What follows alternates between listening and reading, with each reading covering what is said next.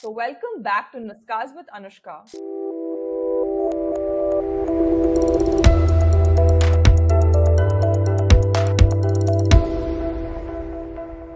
where every story matters and every connection counts. Bringing to you another exciting episode where we dive deep into the stories that inspire, challenge, and empower. This episode you just can't miss because today we are joined by someone who doesn't just practice law, he uses it as a tool for impact. Our guest is a practicing Supreme Court lawyer based out of New Delhi, known for his extensive work across India's legal landscape. From writ petitions, criminal and corporate litigation, to consumer disputes, civil suits, bail matters, and cyber law, he brings a broad, hands on understanding of the legal system. He appears regularly before the Supreme Court, various high courts, district courts, tribunals, handling cases that cut across social, personal, and national importance. Beyond his legal expertise, he's a recognized face in the media, often reported for public interest litigations in support of Indic human rights, Hindu causes, and broader other social causes. He's also a TV panelist and an active voice on the social media with over 127.2K followers on X, formerly known as Twitter, where he engages in meaningful discourse on public affairs. In today's episode, I have invited him to share his insightful views on strategic perspectives on the ongoing India Pakistan war situation, a topic where law, diplomacy, and national security intersect in complex and urgent ways. Let's welcome Advocate Shashank Shekhar Jha. A very warm welcome, Shashank, on Nuskas with Anushka. How are you doing today? Hello, Anushka. That was quite an introduction. Greetings to you and namaste to your fellow viewers. I'm doing good. I hope you are also fine. Yes, I'm very well. Thank you so much for taking out the time today out of your busy schedule and conversing with me on this pressing issue. So I think let's just get into the topic because it's all over the internet and the news channels. We are currently into few days on the continuation of the ceasefire, and the biggest question every person has here as of today is that how did we arrive at such a ceasefire? Because there was a time where there was serious escalation of the situation where we were attacking Pakistan's air bases, and suddenly it was a pause, and then the announcement came out by President Donald Trump on the Truth Social, where he announced that the US played an important part in mediating between India and Pakistan for a ceasefire. His precise words were that we stopped a nuclear war between the nations. So the threat to stop, and I think he did it because he threatened both the nations to stop trade, and that's how he said the countries had stopped fighting. So, like, seriously, I mean, did he think that India was really worried about trade at that moment? What do you think? Anushka, there are three stages to this entire incident, if you say so. The first one was that when in Pahalgam on April 20th, Mhm. 22nd, Hindu nationals of Indian state were especially targeted by terrorists based out of Pakistan, and they were butchered, killed, mercilessly killed in front of their wives and children because they were not non-Muslims. They were asked to recite kalma or ask their names, Yeah. their religions, and then they were killed. India waited for some time, asked certain pertinent questions, and then just like Balakot and Uri strikes, we did strike against terror bases in POK and in other parts of Pakistan. We just did not restrict to POK, but we attacked different parts. So that was first stage. We did that. Yeah. Now the second stage was that unlike Uri and Balakot, this time Pakistan also hit us back with their air flights, and they targeted 9 to 25 different cities of India Yeah. through their drones, etc. Now, because India has a superior defense system, so they could not even drop a single drone or hit a single city in country. Now, in retaliation to that, India had to hit back the air bases of Pakistan, and there comes the second stage where we hit those air bases inside Pakistan, which were targeting Indian states, and then with the superior BrahMos missiles and different other defense services, we hit back inside Pakistan. Now, third stage came. Uh, India, from the day first, has said that uh, we are retaliating because Pakistan is attacking us. We have retaliated in the first place because Pakistan attacked us through terrorism. Now, thirdly, we will stop if Pakistan stops. That Right. was our stance. In fact, I remember that one of the army briefing, their Air Marshal, Mr.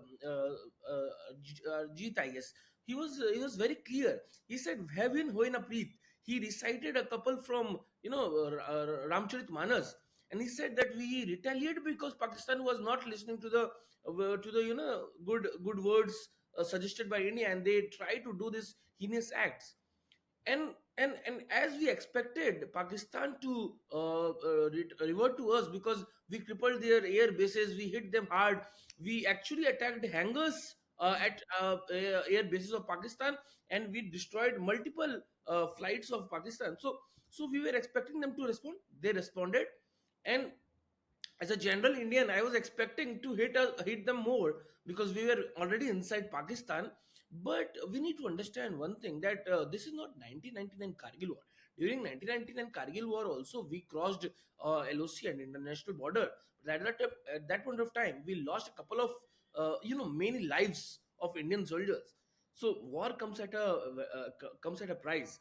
This time, our target was very complete, achievable, and in the army briefing, it was very clear that we did not lose a single, army official, or for that point, air force or defense officials.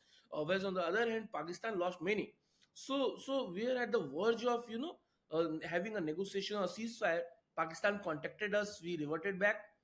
It was very unfortunate and immature that Donald Trump, announced it on social media, and then on multiple other levels he tried to claim credit of doing it, and then I also saw multiple posts, tweets from different U.S. Government authorities actually claiming Nobel Prize for Donald Trump for doing this. So Right. I don't think that India will do something merely for business purposes. You see, obviously, if there's a war in the country, business do get hampered. So India knew this in the first place. So Donald Trump saying that I have threatened both countries that if you continue with this war, I will stop business. I will not give you business, and then saying that this is a 1,000 years old war. It was something which Donald Trump was falsely claiming. Remember one thing, Anushka, before I complete this answer. Just few years back, when Donald Trump was in his president tenure in the first place, and Imran Khan was the prime minister of Pakistan at that point of time, Donald Trump promised, and on a live TV, that I have had word with Modi of Prime Minister of India, and I can assure you that he has asked me to mediate the Kashmir issue. And Imran Khan was also taken back that something like this has come up, and just 15 days later, India has removed Article 370 from Kashmir. Yeah. So that shows that Donald Trump has not learned from his history and is continuously repeating the same things. And I guess, Anushka, just yesterday I saw Donald Trump giving another brief from UAE, where he actually took a back shift and saying that I tried to mediate. I was not the front runner. I may not be the front runner, etc. And then he also suggested that he has asked Apple CEO to not invest in India. Yes. That Yes. shows that India did not give US proper credit what they are asking for. True. Like you very rightly said, because that's what we were also wondering, because all of us are aware that there is a national, long-standing national position where when it comes to issues relating to J&K, it is only to be addressed by India and Pakistan bilaterally. So here also, I mean, we were confused because when US came into the picture and, Trump was all over the media houses and internet stating that they were the major players to mediate the ceasefire. We were wondering whether this policy has changed, and like, why did we not hear this from our leaders? Oh, So that was definitely shocking. And to be very honest, it should have come from Indian government or yes, Indian side in the first place. It was very mature that US tried to do this to and especially with an ally which is a very close ally of US, because you have Pakistan on one side and China on the other. So US should have given that respect to India. But then US being US, you know, uh, just 2 days before. There's another country in this world called Syria. So just a few months back, US had this poster, putting a huge amount of ransom of $10 million on someone's head, saying that you bring this person and I will give you $10 million. And now he become president, and US giving shaking hands with them, with Saudi king. So I guess these things shows that US are doing everything for their own benefit without considering the impact which it can have in the society. And frankly speaking, I feel that Donald Trump is underplaying the history, the geography of Asian Peninsula, especially in southern Asian, where India lies. So that can actually cost US too much, because of the history which Pakistan have, including that of hiding Osama bin Laden, and otherwise harboring terrorism, etc. So that was really unfortunate from the part of Donald Trump and US government. They should have. yes, because and like you mentioned that there were lot of speculations around that was this cessation actually about saving millions of lives in India and Pakistan from a nuclear war, as he claimed, or was it just a mediation for cessation as a perfect opportunity for Trump towards achieving his long-awaited dream of receiving the Nobel Prize, like you mentioned before, and just being on the headlines all over? These are some questions that have been continuously coming up post the announcement of his. And like, what do you think, what kind of weightage should our viewers give to such a piece of content? Does it hold any truth? Anushka, I think, see, the reason for this ceasefire, or I'll say temporary halt of the Operation Sindoor, as pointed out by Prime Minister Narendra Modi, I guess three reasons collectively could have ensured this ceasefire. See, first thing is that we hit, and we hit them really hard, Pakistan, Yes, inside their territory. yes, That is part one. This, and it was very categorically briefed by Indian armed forces. Indian armed forces have quoted Ramcharit Manas, and where they have quoted that paragraph from Sri Ram's history, saying that Sri Ram was otherwise very calm, composed, etc. But while going to Sri Lanka, they prayed for 3 days. He prayed for 3 days to see, to give a path for Sri Lanka. When she did not, Sri Ram brought out Brahmastra, and threatened that if you do not go out, I will shoot this. So bhabin hoi na preet, and without a fear, the people like them do not understand. So that is one thing. And then having a Shiv Tandav before that, and then giving satellite images, real time images, verified, cross verified by multiple other agencies, individuals, accounts from different places, including France, Europe, America, etc. So unlike Balakot and Uri, this time we were very prepared with evidences too, yeah, that no one can ask us whether you did this or did that. Pakistan also tried to repeat that. They also tried to brief that, but their images were very edited in nature. They tried to, in fact, their official account tried to show a video games image in order to prove something which was completely false, pointed out by some international agency, etc. But unlike them, India was very categorical there. And third aspect, I guess, so that proves that we have actually hit them hard in their important points. We destroyed their 9 air bases yes, out of 21 or 24, I guess. So that was a very huge number. And the third aspect is, uh, probably, and that was also asked in a press briefing with Indian Army, is that we hit Kirana Hill. Kirana Hill is something where they store their nuclear nuclear weapons. weapons, and there and nearby to that is their headquarter of army Yeah, in Rawalpindi. So these two, now I am today hearing that Pakistan is ready to or planning to shift their army headquarters from Rawalpindi to Islamabad. So Okay. that is something very huge. Plus Kairana Hill I was talking about. So we hit that with very precise thing that they could not use nuclear. Like Prime Minister Narendra Modi also that said that we will not be under any delusion, we will not be blackmailed by nuclear thing, which Right. Pakistan always tried to do it. And I guess though every party tried to downplay it, even Indian army officials when asked, they said that, oh, we did not know whether there was nuclear weapon, etc.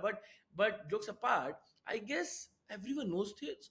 And just after the ceasefire, if you see, uh, a UAE aircraft was there with that particular material to contain the radioactivity. US aircraft was there just the next day to which is a particular space aircraft to check the radioactivity and monitor nuclear weapons, because for a matter of fact, uh, Pakistan's nuclear weapons are being monitored by America, because India Yeah. and Pakistan both became nuclear weapon countries after IEA banned these countries, anyone else from having it. Yet India and Pakistan got it, but because Pakistan was very reckless, so and they have a very strategic alliance with USA, military alliance also. So US is monitoring it. So US plane, Egypt plane was there. And Anushka, one more thing, there are continuous earthquakes in Pakistan, China, etc. of same Richter 4, 4.5, 4, 4.5 in the similar areas, which shows that there are. And then I am also hearing reports that villages near Kairana Hills are being evacuated because of radioactivity. So Oh. probably these three things: one, we hit their air bases; two, we had very strong images where we had hit their aircrafts, including that was given by the drones given by Turkey, the planes given by China, that was J-17, and the planes given by America. So and then third was this radioactive. So everything played in came into picture. Obviously America will not today own up that their planes were hit by India's BrahMos or India's Rafale. Obviously if Pakistan and America will not accept that we have actually hit their nuclear zone, which are being protected by America. So Yeah. these things. And then Pakistan actually begging India to stop this war for ceasefire. I guess these could have been a major role played behind ceasefire. One more last thing, Anushka, here. See, people were confused as to who actually went for support and Yeah. who wanted the ceasefire. Yes. We can understand this by the statements by different parties. When this ceasefire happened, if you see, India's response was very clear that they called us and we accepted the ceasefire and Yeah. we went for ceasefire. This was the official statement True. by army and by Yeah. prime minister, even on tweets, the foreign affairs minister, etc. But if you see the Pakistan side, if you see the statement of Prime Minister of Pakistan, he thanked Donald Trump, he thanked Yes. America, he thanked China, he thanked Xi Jinping, he thanked Turkey, he thanked Saudi, and he thanked other countries. Yeah. And then it was not just once, but they thanked them for multiple levels, on multiple posts, multiple speeches. So that shows that they try to invoke and bring international community into picture, because they knew that India was ruining them. And this is not for the first time when Pakistan denied something like this. Even after 1971, when Yeah. Bangladesh got independence, just the next day, if you see the Pakistani media, it is full of that propaganda where they are saying that India lost the war and Pakistan won the war. So that is something which they are good into. But the matter of the fact is that India, for some time at least, have successfully stopped terrorism without losing our soldiers. So that is very important. That is very true. What you said were something really, insightful incidences that you've stated out. And I mean, we've always were assuming that US has been backing India in such situations. But since a lot of other things have come up to the surface, like the IMF and, like you said, the nuclear power and the thanking of the PM, by the US supporting them and everything. So, do you really think that? Or can we still assume that US is backing India in if such a situation comes forth, and if it escalates again in the future? What do you think? Because again, I very well remember there was no objection also from the US when Pakistan had violated the ceasefire just within, I think, few hours of coming to an understanding with India. So, what is your view on this? Anushka, I guess that is India's position, which is making it difficult for us, and I will tell you how. Okay. India, from very starting after independence, has adapted this non-alliance policy, where we do not ally on anyone during a point of conflict. Mm-hmm. So, so be it any conflict in this world, we say that we are not party to it, and we strategically say that okay, okay, don't go for it. We are for peace. Okay. Uh, Unlike India, Pakistan clearly becomes an asset of, say, initially Russia and then now America and now China. They say that okay, Pakistan had a very clear understanding with USA, where US had air bases in Pakistan, military bases in Pakistan for quite a long period of time. So if you're supporting someone openly, obviously it is expected that during conflict they also support you back. Yes. But then with India, it is very different. Even if those countries which support India, they also do it very cautiously how India does it. India says, okay, don't do it. They also say, don't do it. India says that, okay, we are with you. These countries of world around, they also say, we are with you. No, the only exception to this policy have been in our independent history have been thrice. One during 1971 when India, uh, because of Pakistan, allied with Russia because at that point of USSR because at that point of time Pakistan was with USA or USA was with Pakistan. So India allied with USSR. We got USSR support and we fought the Bangladesh war. The second time was during Israel-Palestine conflict when India sided with Israel openly, or during Russia. And third one was during Russia-Ukraine war when India sided with Russia. Continued with importing oils from Russia despite global pressure. So I guess these are the only two three incidents in the history of India. So if we want more support from international community, international different nations from the world, it is important for us to take sides. But then obviously taking sides comes at a cost. Yes. If you're taking someone's side, obviously they will return with that support. But then try and understand that at that point of conflict when they are into conflict, and if you're taking side, it will be obviously against you. If you're taking sides of Israel, you need to understand that you're aching the entire Arabian country. If you Yeah. are taking side of Russia, you're aching the entire European peninsula. So obviously when you erect the Arabian peninsula and European peninsula, so during your war obviously you cannot expect these two big group of countries to come in your support. And that is why if you see during Operation Sindoor when we were fighting against Pakistan, despite Pakistan's history, Pakistan got IMF loan of 1.3 billion dollar, like we were pointing out. Yeah. So everyone knew how they will use it. In fact, they showed that just 2 days later when they gave 14 crore compensation to one of the Yeah. terrorist officer, Yeah. UN designated terrorist. Yes. So that shows that they will misuse it. They have misused it. Yet they got support from IMF. And I'm very much sure that just next month or this month, I guess, there's a UN Security Council meeting where India is planning to propose or uh, provide evidences of Pakistan-led terrorism in state of Jammu and Kashmir, and then their aggression in multiple states where India tried to hit back. You know, I honestly believe that China at that point of time will veto it because China is a military and strategic partner of Pakistan. Now, there is one more very interesting fact, Anushka. We as India cannot have that partnership also, in other way, because we are a country, the fourth highest, economy in this world. We are growing country. We are Yeah. actually developing as a nation.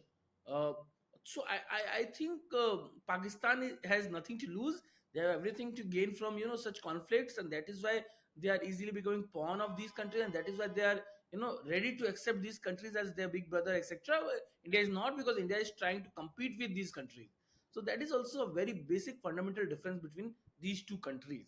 So even in future, like you asked, whether we will see some different scenario, I don't think so, because this can continue, this can repeat. Okay. So and foreign policy do not change in one day. So if India has to change something, for example, trying to take sides in international conflicts, then India will have to have face those real consequences. I don't know if India is ready for that. Because, but you, when you rightly pointed out that IMF had sanctioned a certain amount of money, uh, and of course, as we know, that US holds 16% of the voting power there, because it, of course, gives the highest amount of money to the fund, contributes there.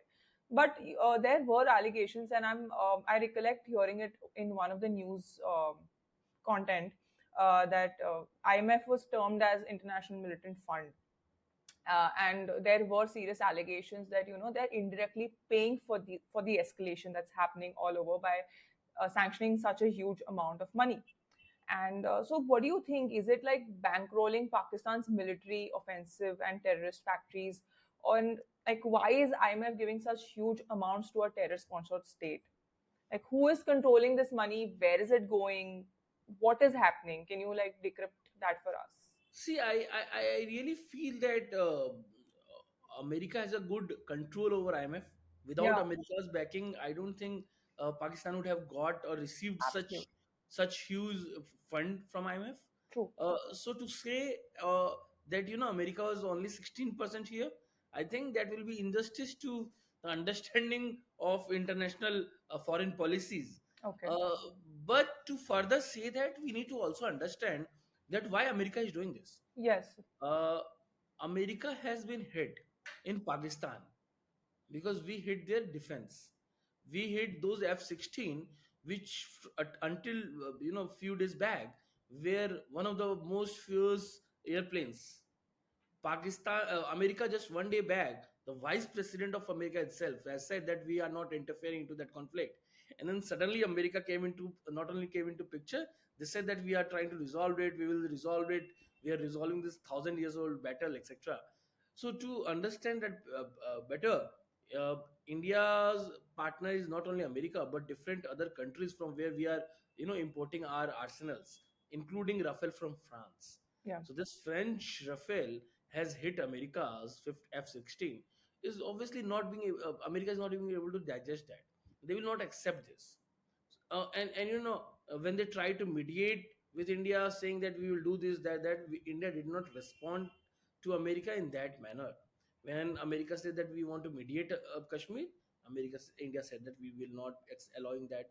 When America said that okay, stop this war because we want to do business with you guys, India did not respond to America in that manner also. So I guess that may have irked America a lot. Now, now to say that why did IMF give money to Pakistan? We need to understand that there are two organizations called IMF and United Nations. Both have actually failed in their own, respective, Yeah. department. The roles. Yeah. United Nations have actually failed to stop any major conflict in this world, be it Russia Ukraine, be it Syrian war, be it Israel Palestine, and now Kashmir war. So I guess expecting something from UN is something very difficult, uh, because UN did not change its structure for post 1945. Having more United Nations Security Council representative, permanent representative, India have been asking that thing, but you know something which no one is considering. So obviously, if you are unable to change your structure, you are going to fail, and that is where UNSC or United Nations in general is failing. If you see IMF also, IMF is bailing out Pakistan every time Pakistan is doing some terror activity on India. This is not the first time when IMF have bailed Pakistan. Pakistan have attacked India. In fact, just the last time when and also America. You see, America actually funded Pakistan in February. Pakistan attacked India in April. The war Oh, started in May, and then IMF funded Pakistan in May. me. Yeah. So you see, just pre-war and post-war, and this is Trump's administration which is doing it, and it is on record. It is Donald Trump's own post from 2016 or 2012, I guess, where Donald Trump is saying that Pakistan need to apologize.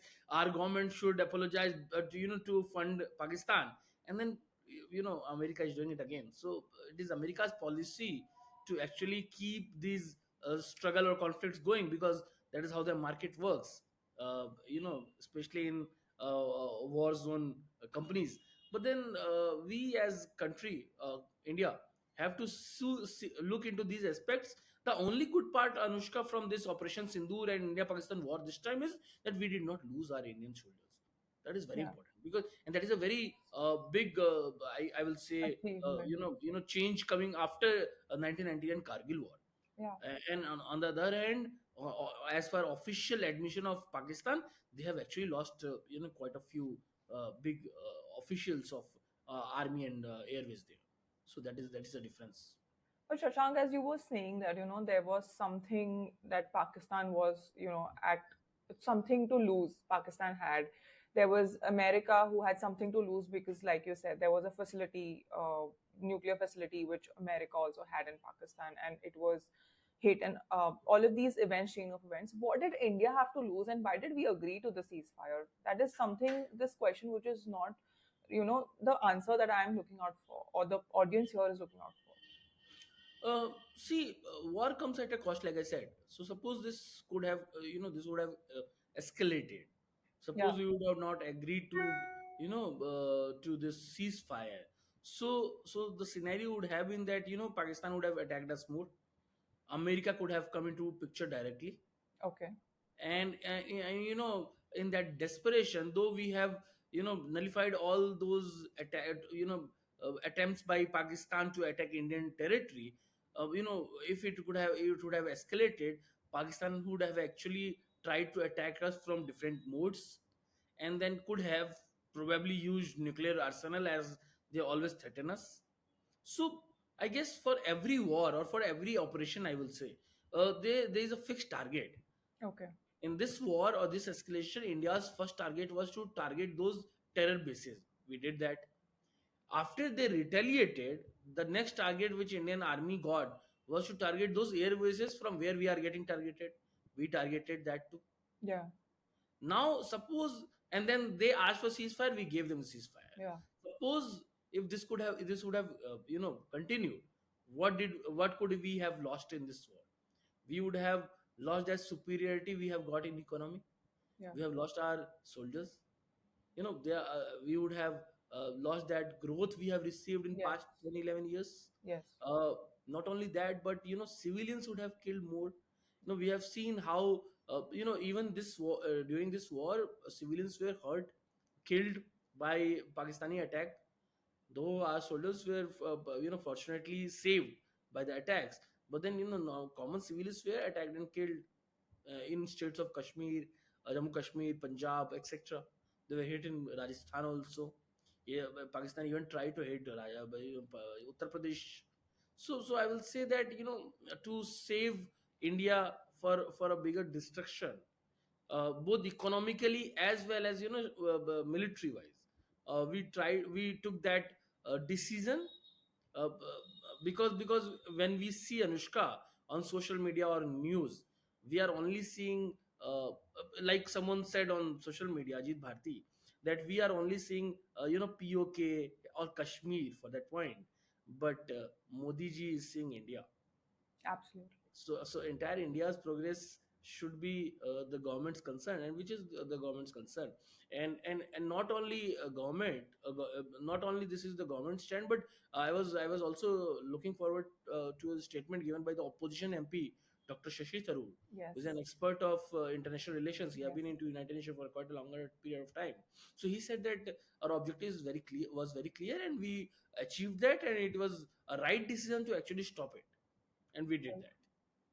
Yes, I also did see Sashi Tharoor's interview, and I think that kind of gave me as a citizen of India that kind of pride, where he stated the facts so clearly, that what we had and what we had in mind, as this the whole situation that has come up, was very crisp and clear, and that's what we delivered. And I think what you said was like amazing. It was the I think the decision that was taken by India for the understanding for a ceasefire was for the greater good of our economy. And I think we are really, as citizens of India, we are proud of this decision taken by our government. Coming to the recent events, what do you think about, or can you throw some light on the Operation Keller and Operation Nadar that recently happened?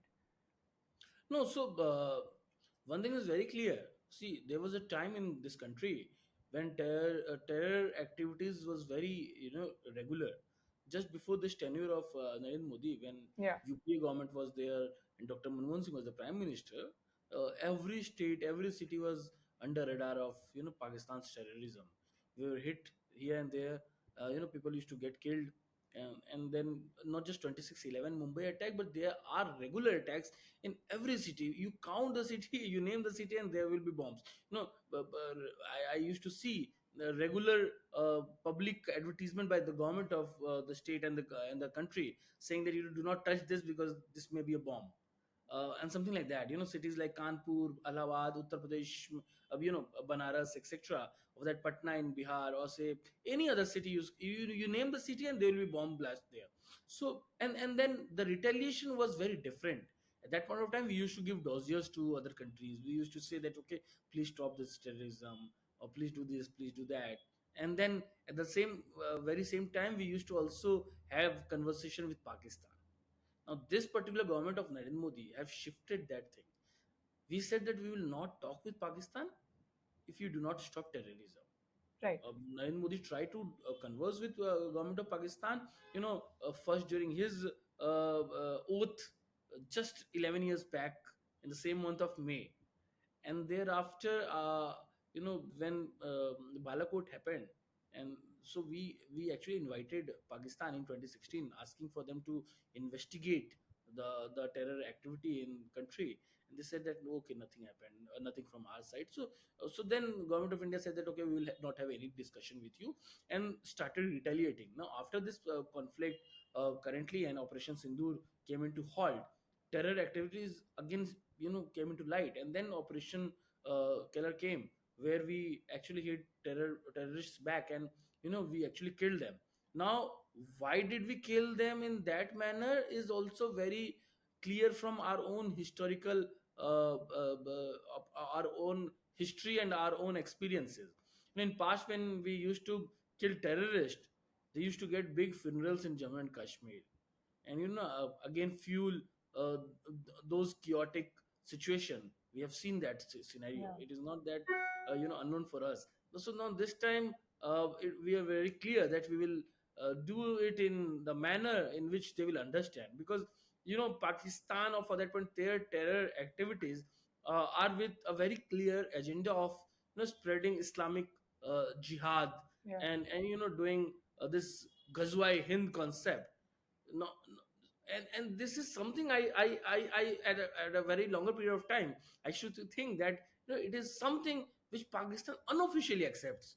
But then when I was watching one of the brief by Pakistan army during India Pakistan conflict this time, the Pakistani army spokesperson clearly said that Pakistani army, during their operations as well as their learnings, do work on the jihad, and we are working on jihad, yes, and we are operational on jihad. So something like this has to be treated in a manner in which Indian army has reverted back. uh, I very fondly remember when Indian army did this accepted this ceasefire. The next day there was a video uploaded by Indian army's official website, official social media, and the background music was uh, Rashmi Rathi's Krishna Ki Chetavni, a version of Mahabharat of Ramdhari Singh Dinkar, where the couplet says, जब नास परुष पर छाता है पहले विवेक मर जाता है, and mm, अब याचना नहीं अब रण होगा. So it was very clear that now we will not wait. We will do aggression against any any terror time. activities. And when Prime Minister Modi was speaking his victory speech after this war Yeah, and Operation Sindoor, he also said that war and talk will not go hand in hand, and any act of aggression or terror will be reverted back in the same manner. So I guess we were very clear, and that is why how this things got unfolded. Now there is also a matter of fact that Modi ji has said that we have not stopped Operation Sindoor, but only suspended it temporarily, which means that even government of India believes, and for that point army also, that Pakistan will not change. Pakistan can do it again, and Yeah. so we should be ready for further escalation if they are doing it, Mm.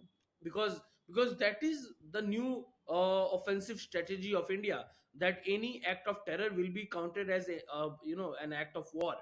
So, and that is why even after Operation Sindoor got suspended temporarily, we did not uh, change our stance on Indus Water Treaty. Right. We kept in events just before war, and we are doing it. So yeah, so these are our India's clear firm stand. And I guess as a country, as a national, I am very proud of those clear stands given by India, because earlier time, during Manmohan Singh, especially, because I remember that point very avidly. You must be remembering, Anushka, uh, after 26/11, Yes. you must have seen that India could not respond. Much later, Barack Obama, the then president of America, has written a book saying that uh, Air Force was ready. I asked the Prime Minister Manmohan Singh, why did you not respond? And Manmohan Singh said that I am not responding because BJP could take leverage out of it. So that was the kind of politics we used to be, Yes. happening in this country, and then everything changed. So the expectation is higher. That is why you, I, and other people of this country were disappointed at first when operation was stopped, ceasefire was announced, but then now I understand why it happened. But then the only good part, or the only silver lining here, is that if Pakistan do it again, we are not going to shy away.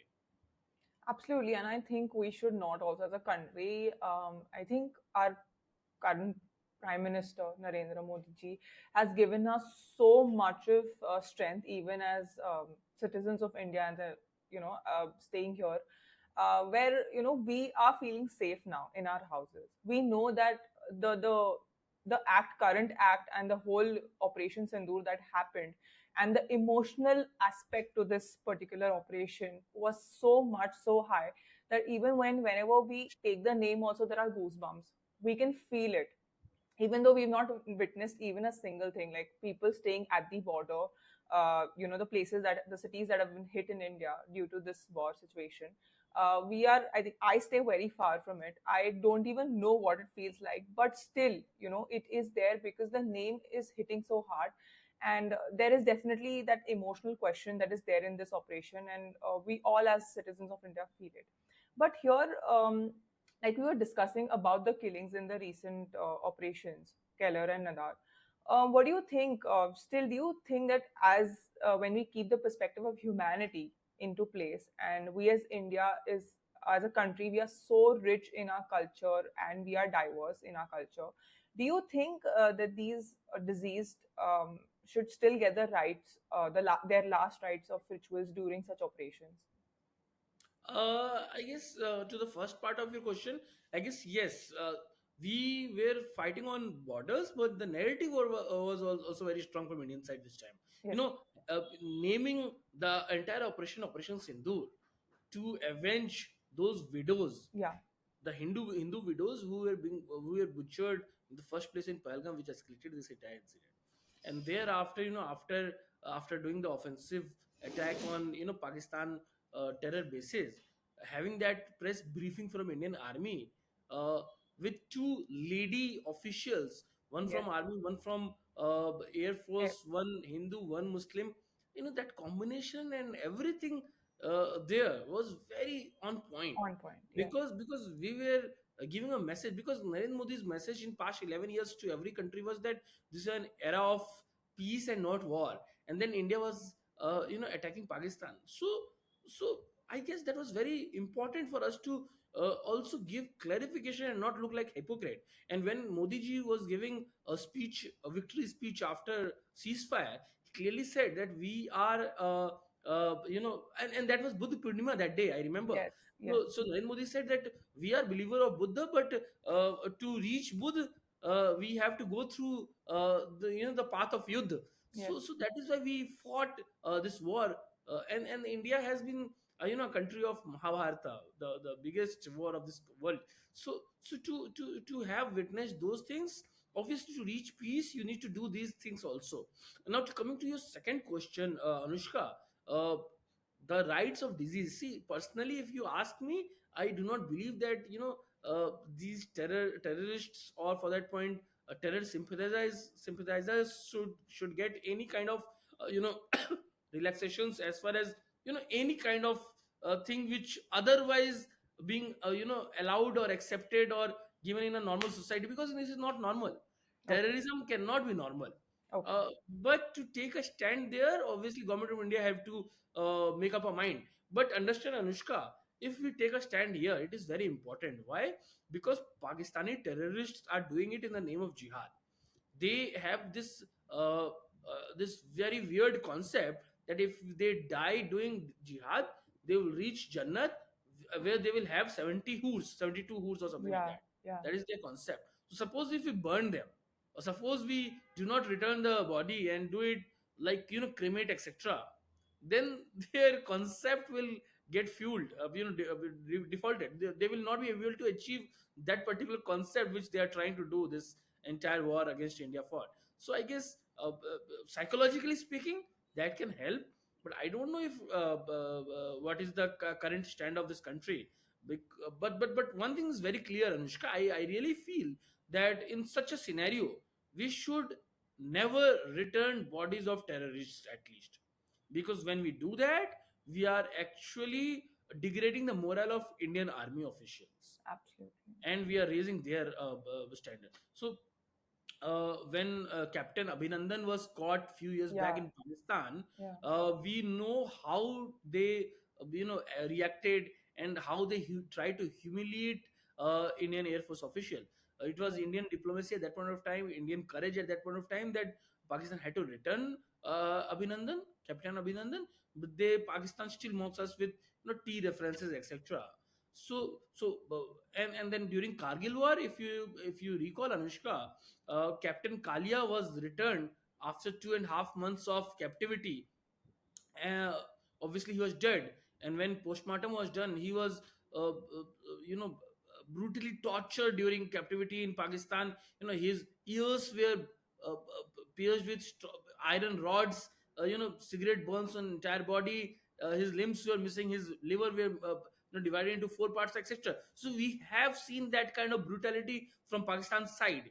So obviously, as Indian, I would not like India to have civility with these kind of people. So at least terrorists, I am very clear, even for officials of Pakistan, because now Modi ji has cleared one more thing, and that is stand of government of India now. And fortunately, opposition is also supporting government of India in this situation of war.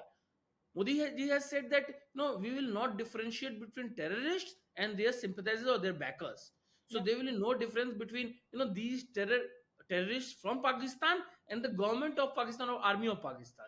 If they are doing it from Pakistan, so everyone will be counted as same, unlike the previous regime. So I guess returning bodies, or whatever your question was. I think now we should not be that civil with Pakistan, because we have been civil with Pakistan for past 78 years. And what did we receive in return? We received 1947 war in Kashmir. We received 1965 war in India.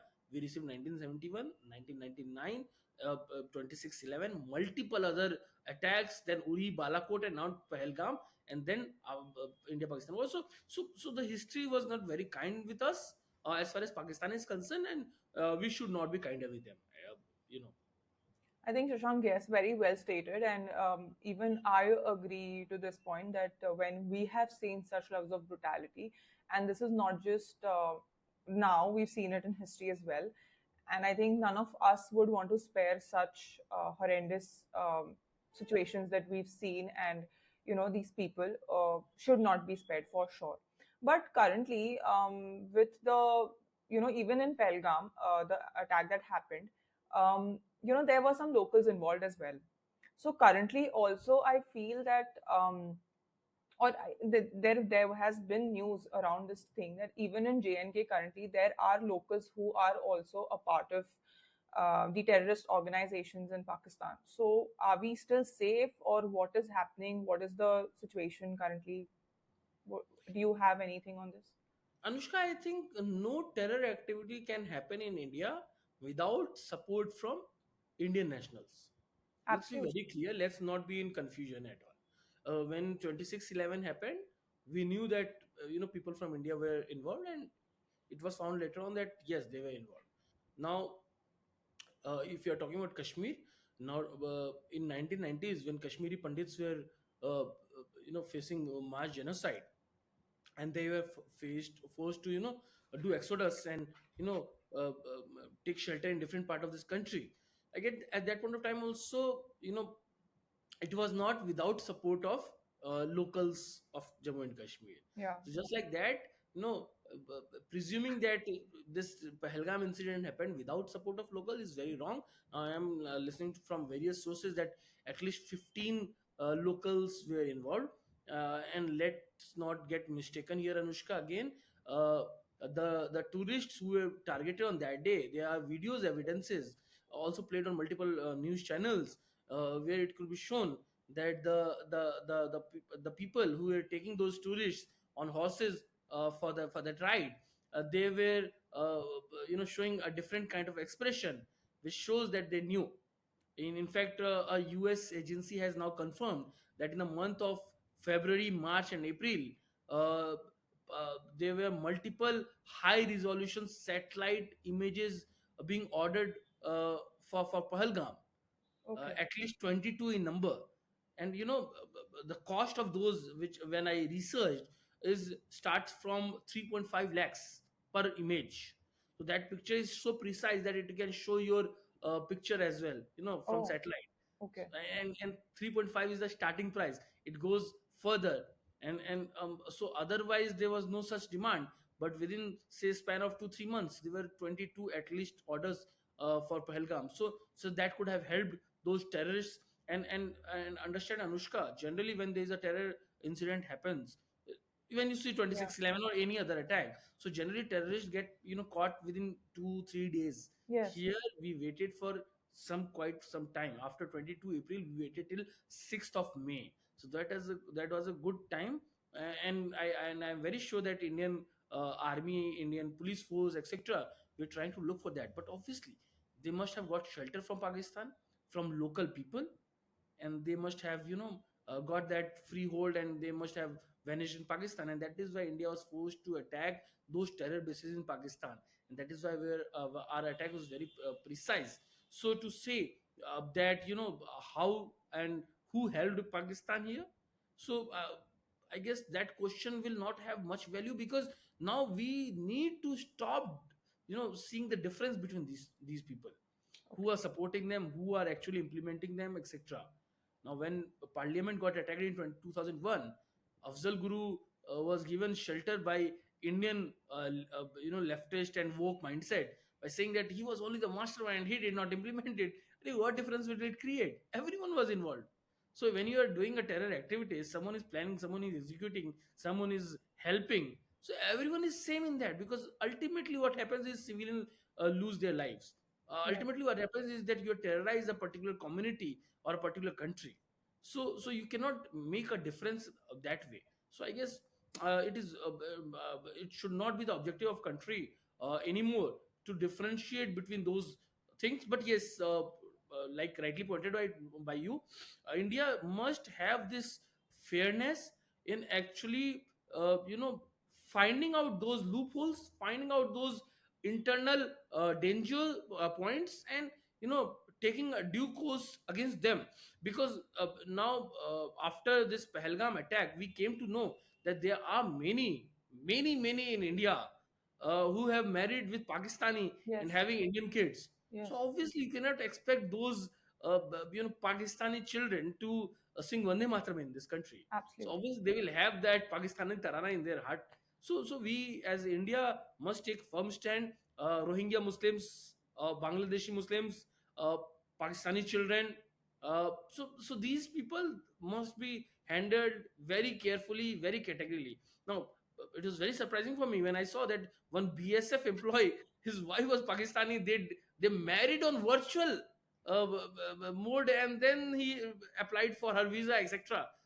Very shocking for me. Yeah. And then when the government of India said that everyone has to go back, Jammu and Kashmir and Ladakh High Court came into picture and state that okay, you do not go back, and then she stayed in country along with the family. So that was very surprising for me.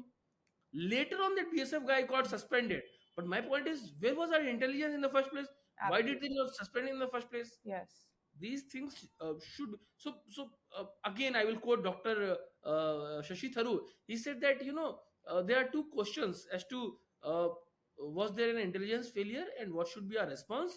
Both things should be answered, but first we should give a befitting reply, befitting response to the terror activity and to the terror nation, and thereafter we'll ask certain questions. So I guess now we have responded to Pakistan.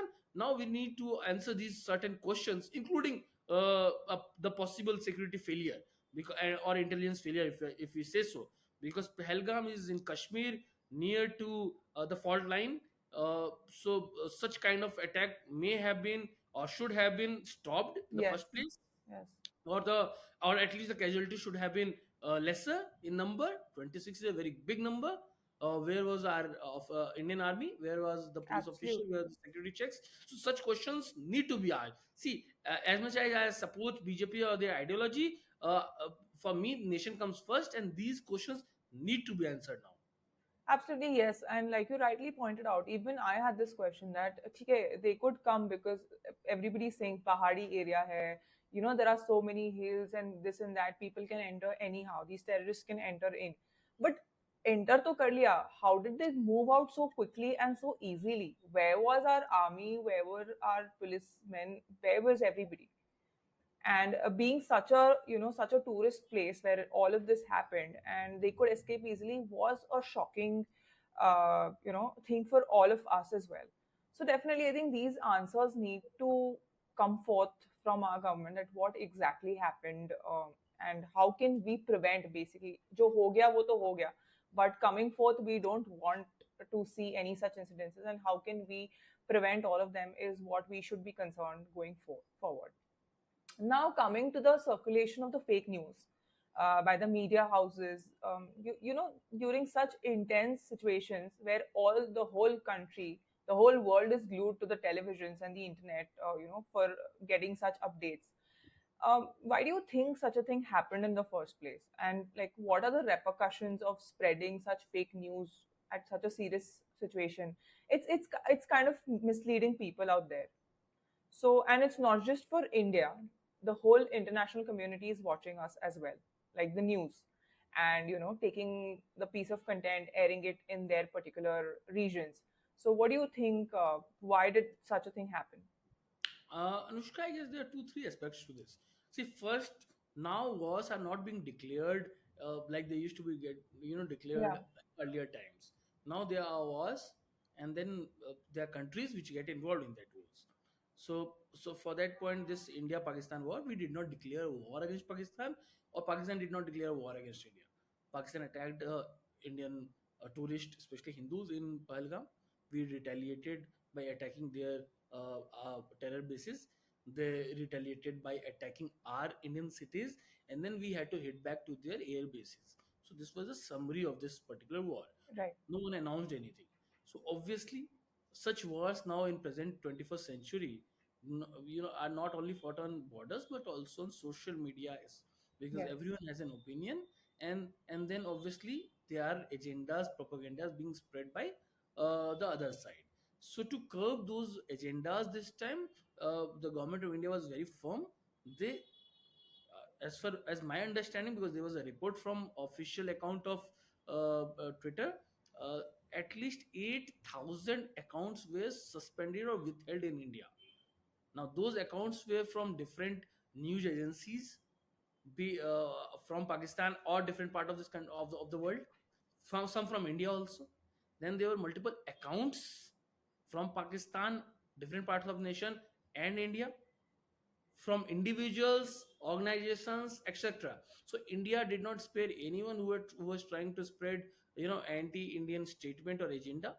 India withheld those accounts. So actually, it helped India a lot in this particular warfare. Now, Instagram, on the other hand, was not very active when this India-Pakistan war was going on. But on Twitter, if you see X, yes, uh, every second there was something, yes, and everyone was reporting. And if someone is reporting, everyone used to share it. So it was very up to date on X with no filter, etc. attached. So to curb these handles at that point of time was very important, which India took. Now to the second question, the TV news. So if you ask me, that was it right on part of Indian news agencies to do it, I will say no. But and after a day or two, actually they curbed down their line of talk after Indian government issued advisory to them. But there's also one more fact, Anushka. See, Pakistan side did not stop from pushing out their agendas. Pakistani side, Pakistani media, Pakistani social media accounts, etc., they spread news like anything. Those fake news. Not just Pakistani media. In fact, Pakistani government was openly supporting those things. So if Pakistani government was supporting those things, Pakistani media was supporting those things. So obviously, in retaliation, Indian media will have to have that free hand, and that is why I guess there was no open statement from government of India as such to stop those things.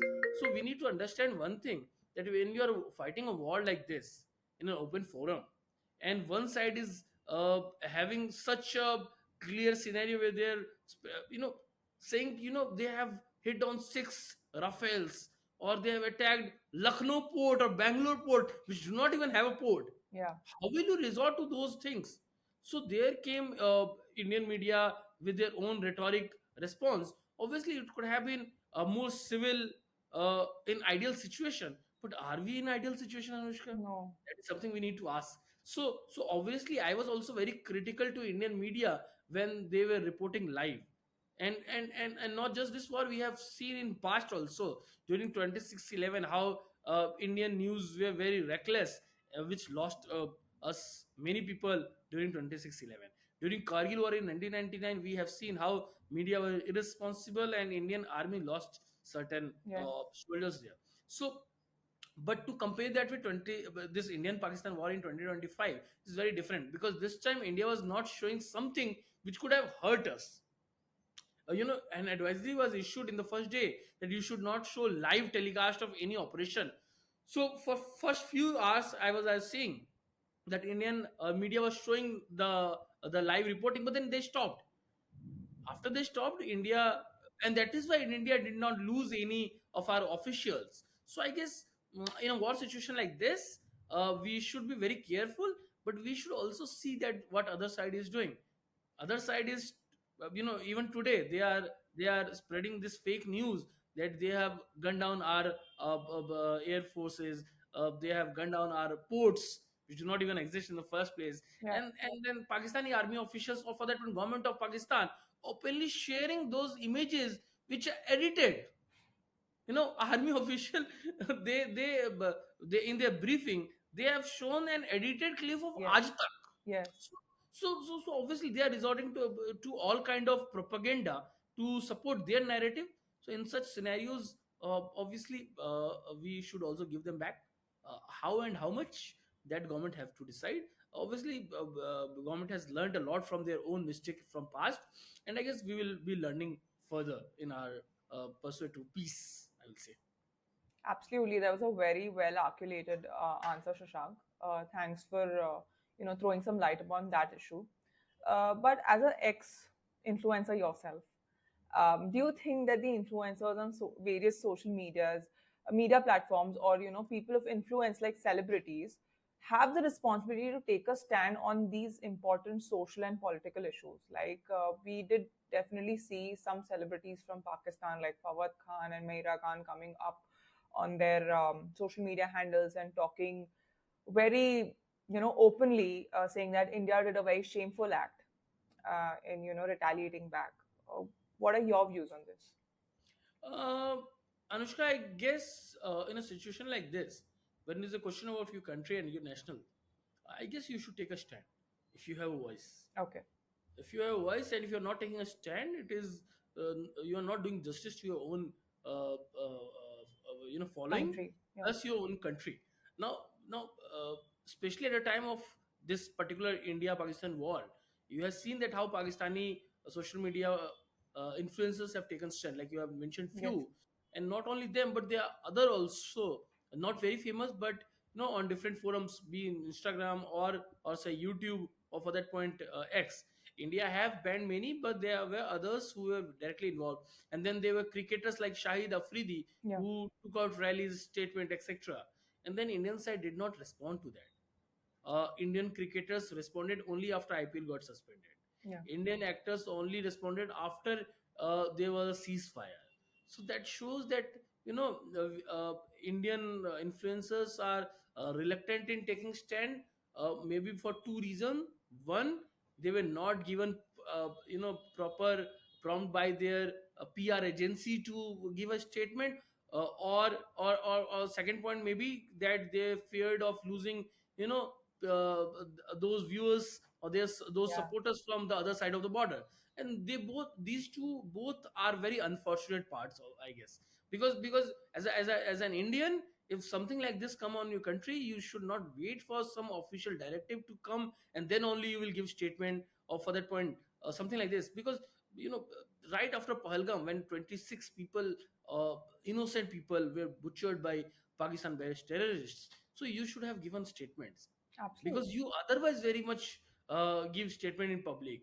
You are very much Absolutely. active on social media. Those people who are not active on social media, I do not have any complaint with them. For example, Ranveer Kapoor, Yeah. he do not have a social media account, so I do not have a problem with him. But people like Shah Rukh Khan, Amir Khan, Amitabh Bachchan, etc., who have public opinion and have social media accounts. For that point, if you see cricketers, Virat Kohli, Mahendra Singh Dhoni, Rohit Sharma, etc., if they are not giving statements, it is very unfortunate, because then what you are showing is that Pakistani are Pakistanis first, but Indians are world global leaders first. So that is very unfortunate. So yes, I was very much active on social media during this war time, e- even prior to that and post to that. So I have seen these people giving statements on everything. I follow cricket. India follows cricket. So when there was a series tournament, India had given knee stand for something which was happening in America. We supported that. Yeah. Why could we not support Indian tourists being killed? Absolutely. So if you're taking stand for something which is not related to India, then you should definitely take stand for something which is directly affecting India. Because if you're not, then you are both hypocrite and illogical. You are earning from India, you should definitely respond to India. And I was very surprised that not only these Pakistanis supporting Pakistanis, but there were few Iranians. There was an Iranian model who works in India. She lives in Mumbai. I followed her name, and she put a particular Instagram thing in support of Pakistan. Wow. There's a very big podcaster named Ranveer Alavadia. Yeah. He put a 4-point slide saying that I understand and I'm very sorry on behalf of Indians that many Indians blame Pakistan, and I'm sorry to Pakistan that we blame you. It is not you but your army. Something like that, whitewashing the entire Islamic, sorry, entire jihadi plan of Pakistani army. I guess these are very unfortunate. So why did these people do that? Obviously, Ranveer Alavadi tried to have those retain those Pakistani viewers across the border. So so that was unfortunate, as far as this question was concerned. So yeah, so this is my answer. And I guess now everyone understand, if you're not doing this, you will have a defeat in longer period of time, not just following wise, but in general also, because people will not be able to trust you. Now if you ask me, for example, Ranveer Alavadia cannot be trusted again for his Absolutely. stance against India in this war of India versus Pakistan. And I think I missed seeing Ranveer Alabadia's He incident. deleted. He Oh, deleted after that. wow. and then Okay. and then he was on a show of a very big journalist of Western country, where Yeah. Ranveer Lodhi was called Yeah. along with Barkha Dutt and Hira Yeah. Ravi Khan. So Yeah. so so so there he was asked this particular question, and he got scummed there because he did not have an answer to that. And the question was, why did you post it and why did you delete it? Yeah. Absolutely. I think he's like, I don't know, even after such a big scandal of India's Got Latent, where he was really like, people were really trolling him for everything that he did. And after that, again, another scandal. I don't know what is wrong with the stars and what is wrong with him and his PR agency, that, he's resorting to such things even after. such a big recent scandal that happened with him. It's really surprising because he calls himself Sanatani, and everything that he's been preaching from day one is all about dharma and the culture. And putting out such statements is actually shameful. It is shameful on his part. um like, summing up to the whole conversation that we had today, what do you think is going to happen going forward? Like, do you think Pakistan is going to hold their end of bargain, and or are we looking out for a war in the near future? Because you said Operation Sindoor is again temporary, it's just suspended for a certain period of time. What are your views on this? Anushka, every country has an army in this world to defend themselves. Yeah. Pakistani army is the only army which has a country of its own. So Pakistani army has a very high stake in Pakistani's economy. For Yeah. example, Pakistani officials have big bungalows, big properties, big businesses, etc. Pakistani army actually probably is the only army which does business in Pakistan, Yes. operates business Yes. operations, right? So, uh, and then obviously they choose who will be the prime minister. Now, Yeah. Imran Khan was the prime minister. Army removed that prime minister, and then Sharif became prime Yeah. minister. Nawaz Sharif could not become, so his brother became prime minister.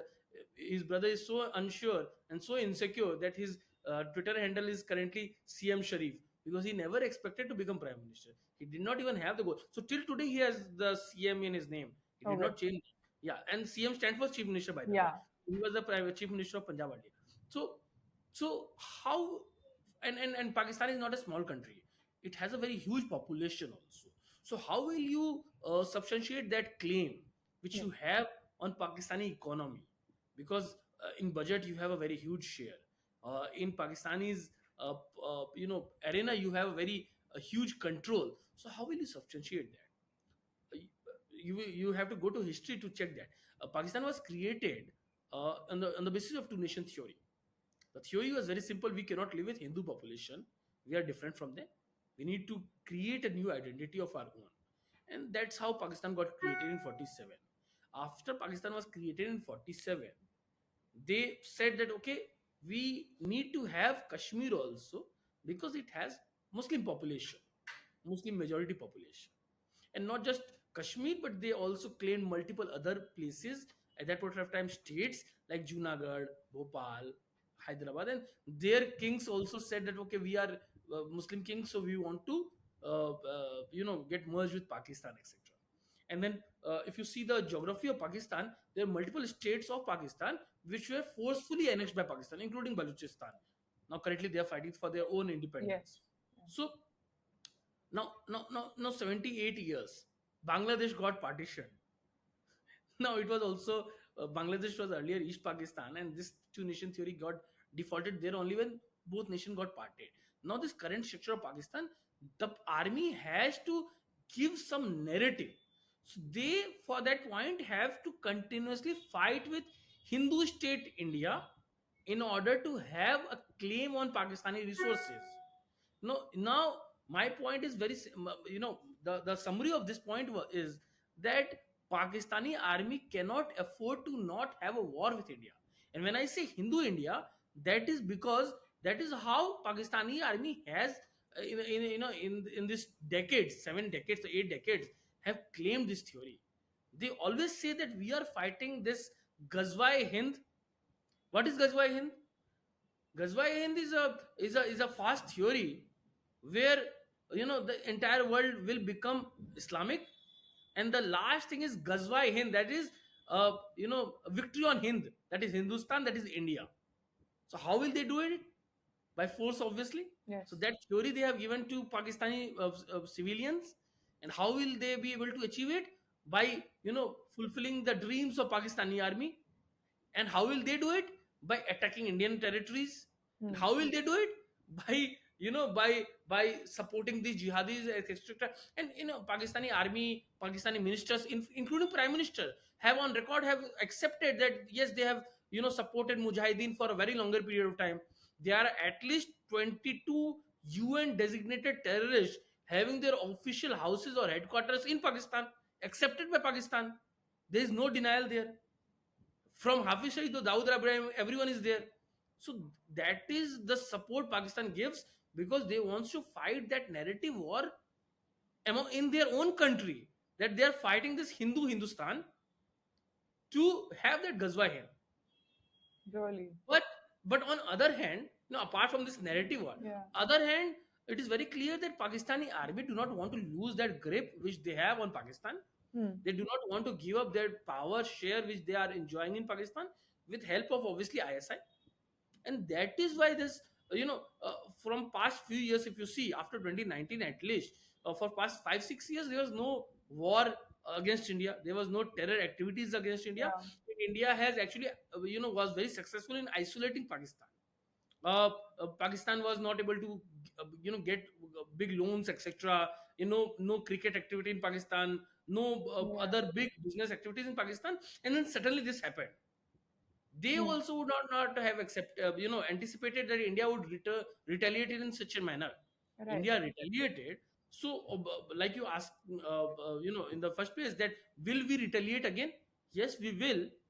The second question was, will Pakistan do this similar activity again? Yes, they will. But what is the scenario here?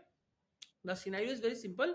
Unlike earlier times, we will not wait for Pakistan to not attack us.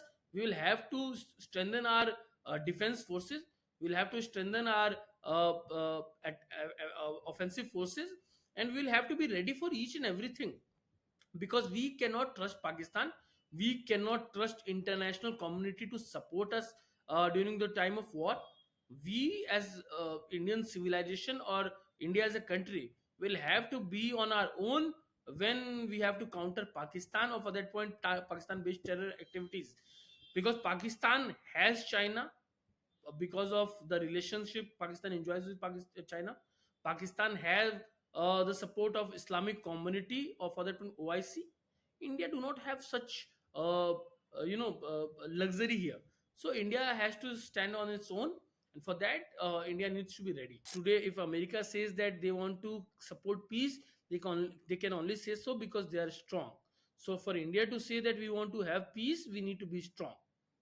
And I guess Operation Sindoor gave an image or an impact to the entire world that India is strong, both offensive and defensive.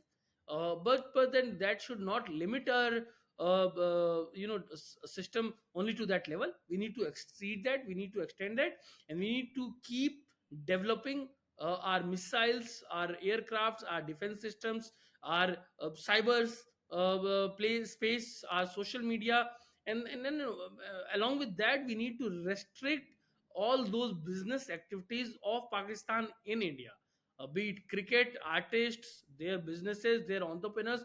Everything should be banned, keep in abeyance. So on all channels we need to be very clear as far as our mindset should be is concerned. So I was saying that what you said is very true, and I think we as India, in like we all everybody together should take such stringent stands to ban these people, ban their businesses, ban their people, and that is how I think it's going to be a really good and big lesson for Pakistan as a country.